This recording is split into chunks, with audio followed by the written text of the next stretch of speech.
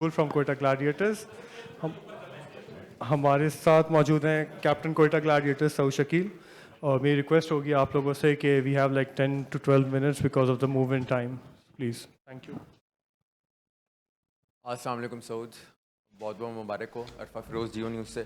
सऊद, आपकी आपके जो गेम प्ले था वो हमें काफ़ी डिफरेंट नज़र आया। पहले मैच में आप इम्प्रोवाइज़ कर रहे थे, रैम शॉट आपने खेली, तो नई शॉट्स डेवलप करने में आजकल फोकस करें, नई शॉट्स के वाले से बताएं। अम, जैसे मैं थोड़ा सा लास्ट ईयर भी जब खेल रहा था तो मैं इन शॉट्स पे थोड़ा रिलाई कर रहा था। देखें, जिस तरह वर्ल्ड क्रिकेट आगे मूव कर रही है तो आपने अपना गेम को भी मूव करना होता है। कुछ चीज़ें आपने ऐड करनी होती हैं। उस हिसाब से अपनी तैयारी भी की है और कोशिश करूँगा इसको कंटिन्यू करूँ, और काफ़ी मतलब वर्क किया है इन चीज़ों पे।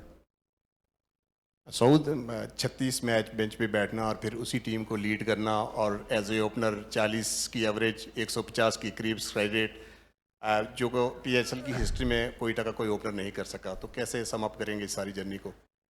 देखिए, वो जो भी था पुराना वाला टाइम जो भी था वो समय, मैं ये समझता हूँ शायद मैं उतना अच्छा नहीं होऊंगा उस टाइम पे, जब भी एक ऐसी फ्रेंचाइज जो कि बिल्कुल मेरे करीब है और जिन जहाँ मैं बड़ा हुआ हूँ खेल के, तो वो उतना ट्रस्ट नहीं कर रहे थे। तो मैं समझता हूँ कि उस टाइम पे मुझे और इम्प्रूवमेंट की ज़रूरत थी, और जैसे जैसे मैंने अपनी इम्प्रूवमेंट की है तो उन्होंने फिर मुझे मौका भी दिया। और फिर आप देखिए, इसमें यह है कि एक तरफ बिल्कुल मौका नहीं मिला था, लेकिन जब भी मुझे मौका दिया गया तो मुझे वो इतना सूटेबल नंबर मुझे दिया गया जो सबसे ज़्यादा मुझे सूट करे। तो ये एक उनकी तरफ से एक मेरे लिए एडवांटेज भी रहा, और अभी तक वो अच्छा जा रहा है। कोशिश यही है कि आगे भी इसको कंटिन्यू करेंगे।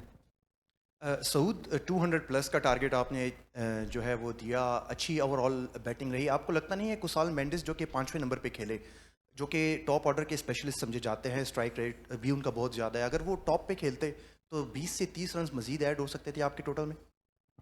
नहीं, देखें, मैं नहीं समझता कि 250 रन करना किसी भी T20 मैच में इतना आसान होता है, और मेरे ख्याल में रोज़ की बुनियाद पे भी देखने को नहीं मिलता।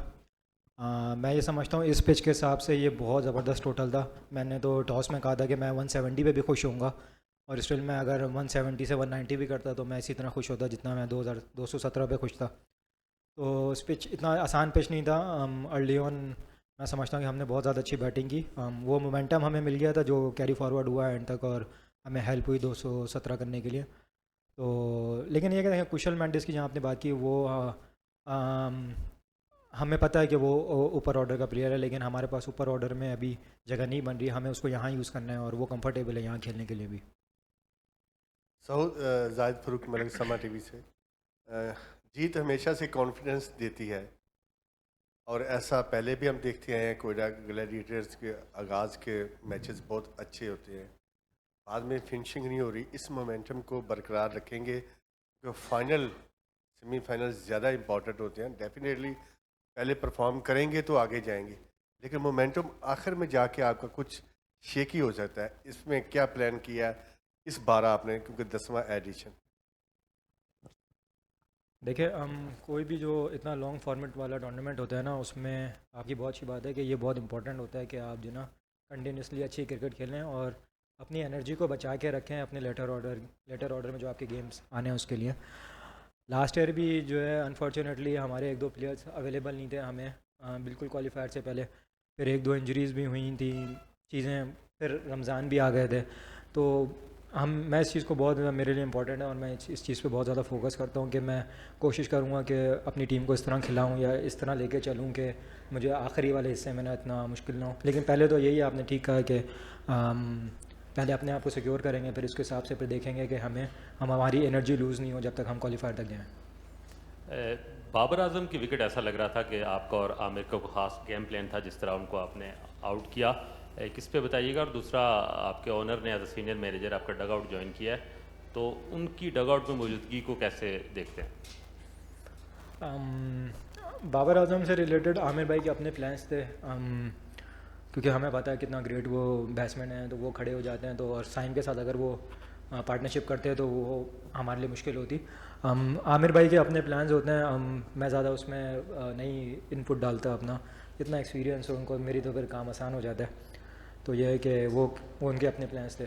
और जहाँ तक आपने नदीम भाई की बात की, नदीम भाई इट्सेल्फ, अगर आप कराची में किसी भी क्रिकेटिंग लोगों से बात करें तो उनको थोड़ा सा क्रिकेट की नॉलेज है और उनको अच्छा लगता है डग आउट में टाइम गुजारना, तो उनका काफ़ी शौक़ भी है। तो वो हमारे लिए खुशाइन बात है, वो हमारे साथ हैं और उनको बहुत क्रिकेट की नॉलेज है, तो उनकी नॉलेज से भी अगर कोई हमें फ़ायदा मिल सकता हो तो हम ज़रूर लेंगे। अस्सलाम वालेकुम सऊद, अबू बकर तार फ्रॉम क्रिक।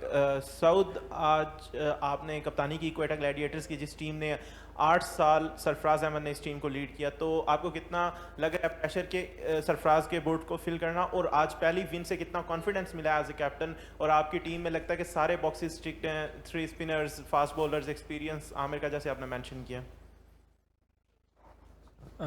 देखें, कप्तानी अभी सिर्फ जो है वो मैं अभी पाकिस्तान टीम की नहीं की है और ये PSL लेवल पे नहीं की हुई थी, उसके अलावा मैं मेरे ख्याल में हर जगह कप्तानी कर चुका हूँ। तो अभी एक चीज़ आती है, थोड़ा बहुत काम कर लिया उस पर, तो इतना ज़्यादा उसमें प्रेशर नहीं था ऑनेस्टली बताऊँ। और जहाँ आपकी इतनी ज़्यादा एक्सपीरियंस टीम हो, जहाँ सबको अपने रोल्स पता हों और काफ़ी चीज़ें सेटल हों, तो उसमें इतना ज़्यादा प्रेशर वाली बात होती नहीं है। सैफी भाई ने इस टीम की कप्तानी की है और उनके बाद अब मैं इसको आगे लेके जाने की कोशिश कर रहा हूँ, तो बस ये एंजॉय ही कर रहा हूँ इसमें। सर, पावर प्ले में आपकी टीम ने जैसा बताया कि 65 रन बनाए और आप दोनों की पार्टनरशिप में 88 बने, और मैच का रिजल्ट देखा जाए तो 80 रन्स का डिफरेंस। टूर्नामेंट आगे चलेगा तो ये net run rate, victory target margin जो है ये कितना आपके लिए सूदमंद होगा? जी बिल्कुल, हम जिस तरह पहले जब हम बॉलिंग कर रहे थे तो जिस टाइम पे वाटर ब्रेक हुआ तो उस टाइम पे ही हमने ये बात प्लान रखी थी कि अगर हम इनको आउट करने जाते हैं ना तो काफ़ी रन रेट हमारा बूस्ट होगा। तो देखें आखिर में जाके कहीं ना कहीं आपको ना रन रेट प्ले जो है वो टूर्नामेंट में ज़रूर आता है, तो इस चीज़ को हमने मद्देनज़र रखा था और हम अच्छी चीज़ ये हुई कि हमने उसको फिर कंप्लीट कर लिया, आउट उनको ऑल आउट कर दिया।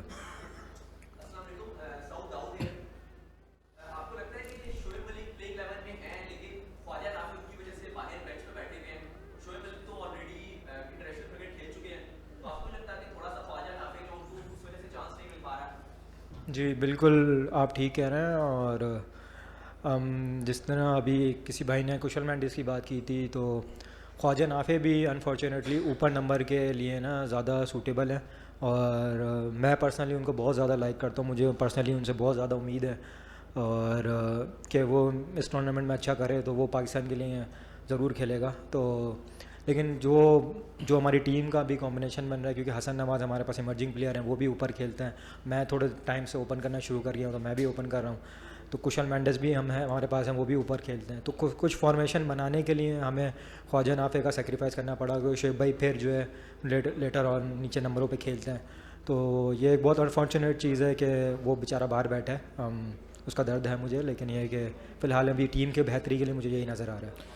Thank you Saud, and thank you everyone, तमाम दोस्तों का। इंशाल्लाह कल होपफुली मुलाकात होगी। Thank you.